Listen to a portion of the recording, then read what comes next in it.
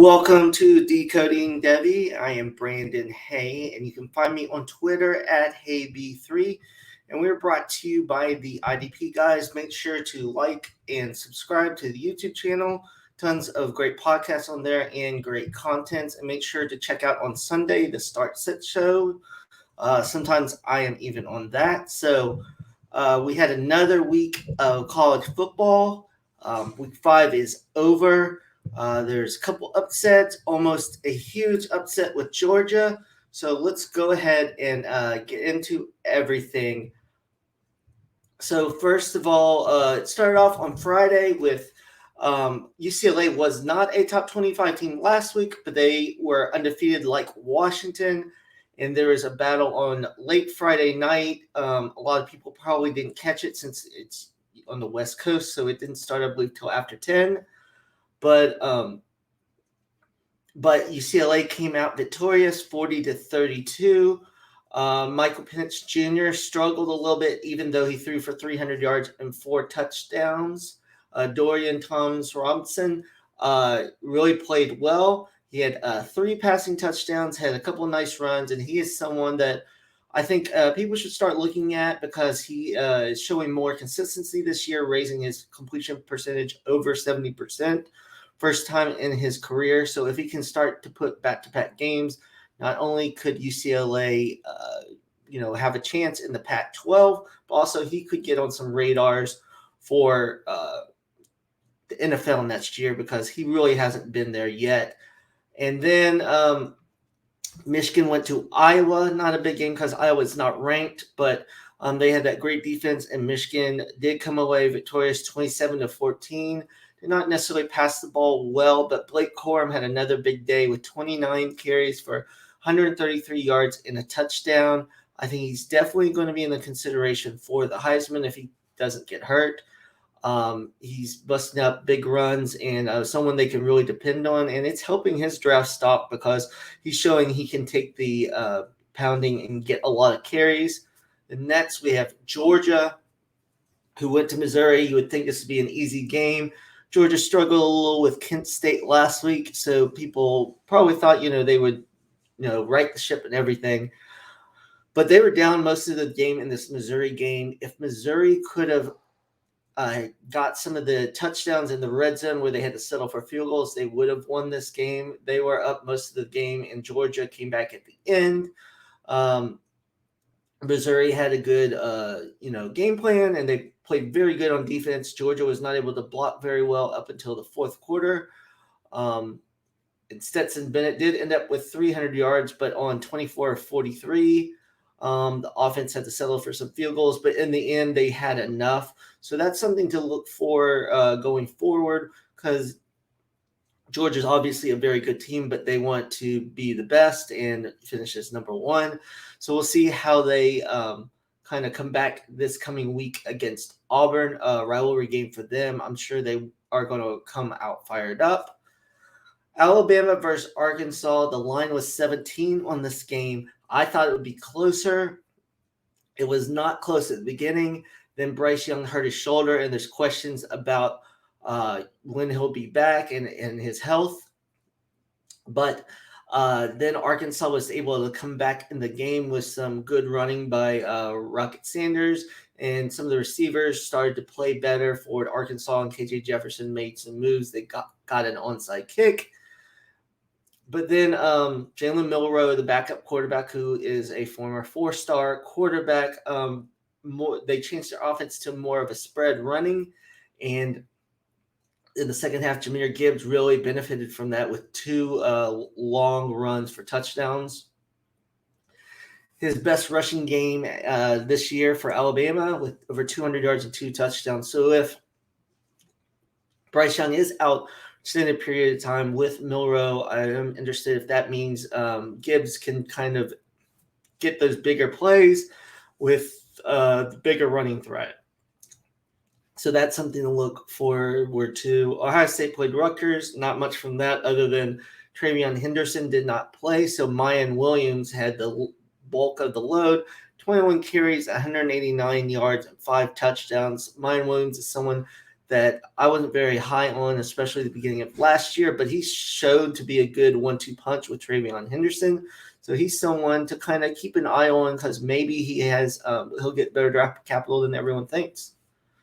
Then another big game this past week, 2 top 10 teams, Clemson and NC State.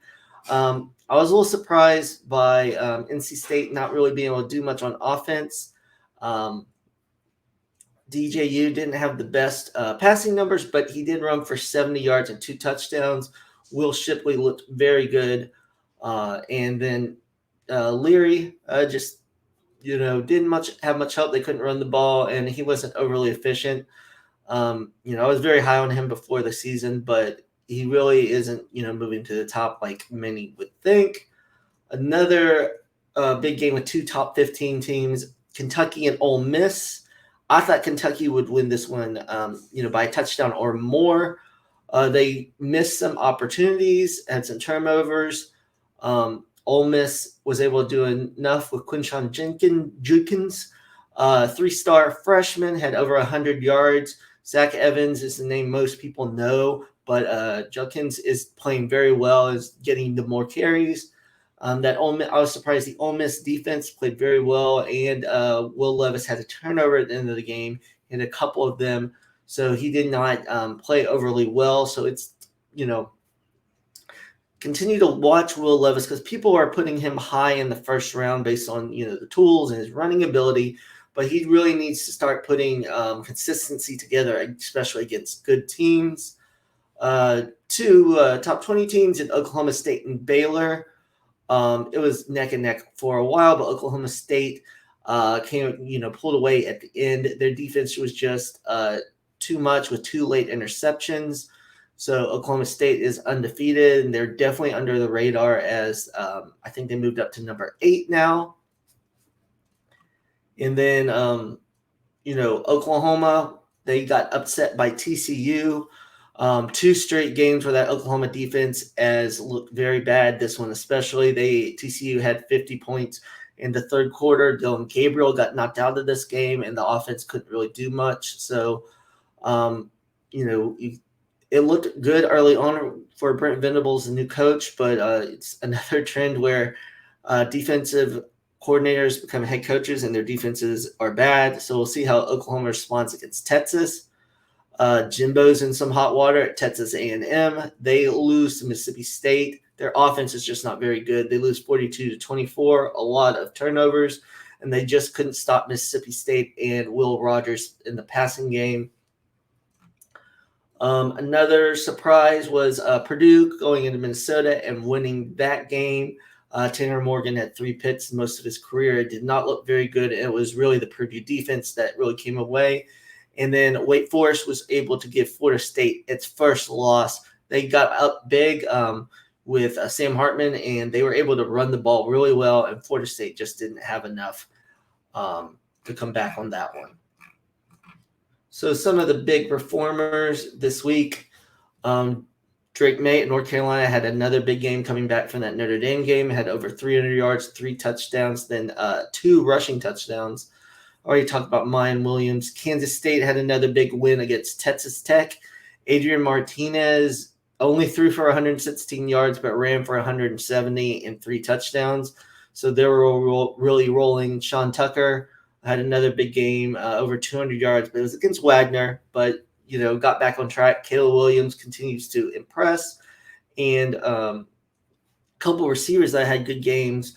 Zay Flowers, kind of been up and down the season, but this game really showed what he could do against Louisville, over 150 yards, 2 touchdowns. Phil Yurkovich finally started, throwing the ball to him, and he had some highlight plays. So he's still one of my underrated guys that I think he could ascend kind of like Chris Olave did last year, coming back for his senior year. And then Nathaniel Dell, in a losing effort for Houston, still, is so productive. 8 catches, 73 yards, and 2 touchdowns. Undersized, but I still love his game a lot. So now let's go ahead and look at some of the games for this coming week in the top 25. Once it loads. The big game to start off with is Tennessee LSU. Number 8 Tennessee goes to number 25 LSU. LSU's been a little surprising for me. They are 4-1. They came back against Auburn last week, but they let Robbie Ashford run and throw all over them. So I think Hendon Hooker is going to have a day against LSU, and I think Tennessee will be able to stifle that offense because they just cannot get the ball to Keishawn Butte. And, I'm just wondering about, what they're doing. And I just think Tennessee is going to win this one. And then they'll be 5-0 in the, and 2-0 in the SEC. So Tennessee is definitely a team to look at for the rest of the season when they do play Alabama and Georgia. TCU, after their big win last week, is up to 17, and they go to Kansas, who is another surprising team that is 5-0. Didn't have the offense last week against Iowa State, but they had a big defensive stand, and Iowa State missed 3 field goals. So that'll be interesting. Both of those teams are undefeated, and Kansas game day is actually going to be at Kansas, so it's going to be a huge game in the Big 12. No one would imagine those two teams are going to be near the top right now, but very interesting in the Big 12 there. Always talked about Auburn going to Georgia. It's a rivalry game, but I just don't believe in Auburn's offense, and Georgia should be able to handle that. But you would think against Missouri, but they probably won't overlook Auburn. So we'll see if Georgia and that offense can get back on track. Let's see. Arkansas travels to Mississippi State, so we'll see. Arkansas fell in the top 25. Mississippi State's still 23, back in the top 25. We'll see if Mississippi State can stay in that SEC West race with a win here. Out west, UCLA has another big test against 4-1 Utah after losing to Florida. Utah has gotten back on track, and Cam Rising, their quarterback, is very underrated and playing very well. So we'll see if Dorian Thompson Robinson can keep it going. Zach Charbonnet running the ball. He has over 400 yards rushing and 5 touchdowns so far this season. He's still trying to work on that draft capital. Ohio State goes to Michigan State. Michigan State is just a mess offensively. Without Kenneth Walker, they're really struggling. Their defense is still bad, in pass defense especially. I would say C.J. Stroud and that offense would have a huge game, but they could possibly just run the ball down Michigan State's throat and not have to throw for nearly as many yards. We'll see how Ryan Day and Ohio State really look to attack Michigan State, because last year they tore them apart late in the season. That pass defense was horrible, and the game was over very early. So see if Michigan State can kind of come up with something, but I think this should be an easy win for Ohio State. So yeah, not huge game, but BYU travels to Notre Dame. This is big for BYU. Their schedule sets up really well, and they've been playing a lot better lately. They need to get better in their kicking game. Really struggled last week, but definitely something for BYU if they can take out a middle of the road Notre Dame team and be one of those G5 teams at the end that could get one of those New Year's Day bowls. Not ranked, but Texas A&M plays Alabama. A lot of people have circled this after all the back and forth with Saban and Jimbo. There's people wanting them to buy out for Jimbo. So Texas A&M going to Alabama, I'm sure Saban has not forgot that. So Jimbo really needs to, I think, keep this competitive and not get blown out here, or it could get really ugly with all that. And if he ends up 3-3 so far in the season, it could be very rough. Florida State fell out of the top 25, but they're in a primetime game going to NC State after that Clemson loss. So for both of those teams, it's very important, both with one loss already, who can come out. So we'll see which team can bounce back better from that. So that's a little preview of some of the games. Last couple weeks have had a lot of good games. I think this week has some a couple marquee matchups. So we'll see how they really go, and see especially a lot of people are going to be looking at Georgia, how they respond. Okay, so start sits last week. So two players ended up not playing at the last minute. Keaton Mitchell and Camper, the wide receiver for Indiana. So took those out. So I had 8. Dalton Kincaid, technically a win. I guess I'll count it. Tight end 20, but tight ends aren't great in college, so it's a little bit of a cheat. Talia didn't need to do as much, and he came off that injury when I initially picked him. I didn't realize he would be a game time decision, but they still beat Michigan State easily. Chase Brown had a good game, but not good enough to be in the top 24. Then on the sets, I was right about Brad Roberts. He had a very, he still had over 100 yards, but no touchdowns. And, they don't really throw the ball. Richard Reese from Baylor didn't have a huge game, so he was outside the top 24. And A.T. Perry for Wake Forest. He actually had a pretty good game, but he would have done better, but they were just able to run the ball so well. Carson Steele, I was wrong. Ball State came back and had a huge overtime win. In DJU with the rushing and the improved passing, he's looked like a much better quarterback this year. So I went 4 of 8 this week, 22%. That's not right. That should be 50%. And then 18 of 36 overall, staying at 50%. Been kind of busy, haven't been able to start sits in time for this show, but I will be either posting a video or tweeting something out with my start sits this week. In the next day or two. So the bets I liked last week went 2-2 again. I don't know what's going on with Houston. They ended up losing to Tulane in overtime by 3. Kansas won by 3. So was sweating that one out at the end, but they were able to come away victorious. Indiana and Nebraska was under 60, barely. 56 points. Nebraska really had came away with a really nice game, scoring the ball easily on Indiana. And I did the over of Wake Forest and FSU. Weather wasn't a problem, but they hit the under with 52. Wake Forest kind of was just trying to control the ball in the fourth quarter, so that kind of had part of that, and FSU struggled to score in the first half. So my bets this week, I like Louisville -3 at Virginia. I know Louisville lost to Boston College last week, which isn't great, but Virginia is just a mess offensively, and I just think Louisville will be able to outscore them even on the road. Kansas State -2 at Iowa State. Iowa State struggled offensively in the kicking woes, and I think they're just going to ride Adrian Martinez and Deuce Vaughn, being able to run the ball there. Iowa at Illinois. The line is 35.5. I know most people think it's going to be boring. It's probably going to be under, but I'm going to go over.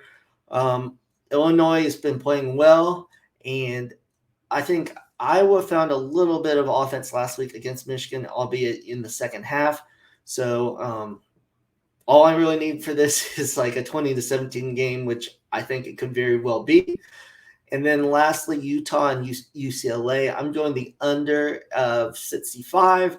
I know UCLA scored 40 last week, but I think Utah's defense is much better. So I think this could be lower scoring than the line indicates.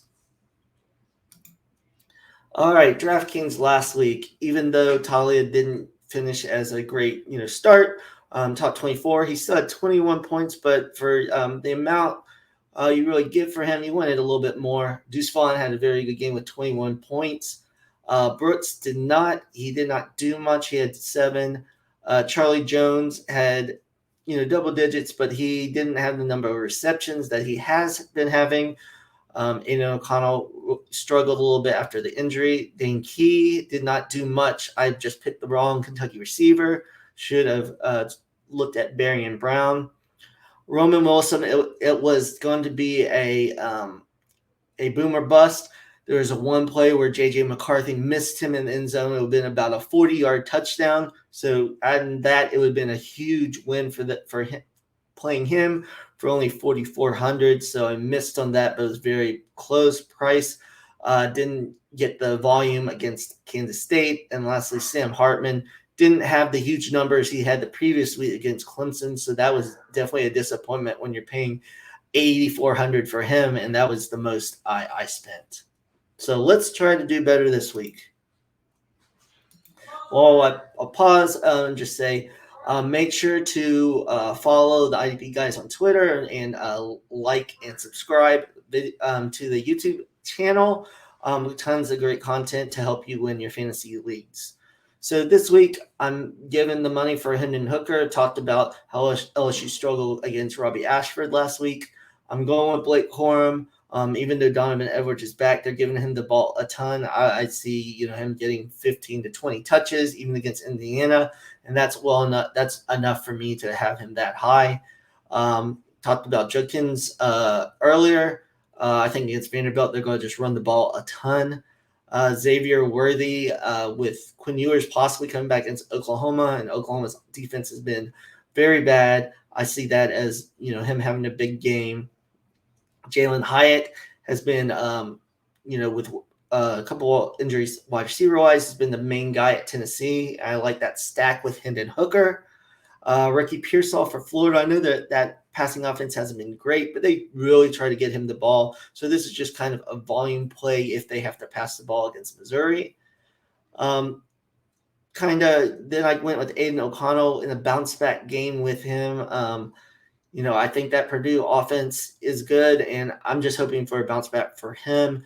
And then with what was left, I'm going with the upside with Trey Knotts because he's had a couple good games for Arkansas. He's a big guy, kind of plays that hybrid tight end spot. And, I think he could, play well for them in the middle against Mississippi State. The Trey Knotts one is kind of like the Roman Wilson play of last week. Spending a little, but hoping for that upside. All right, prize picks last week yet again went 2-2.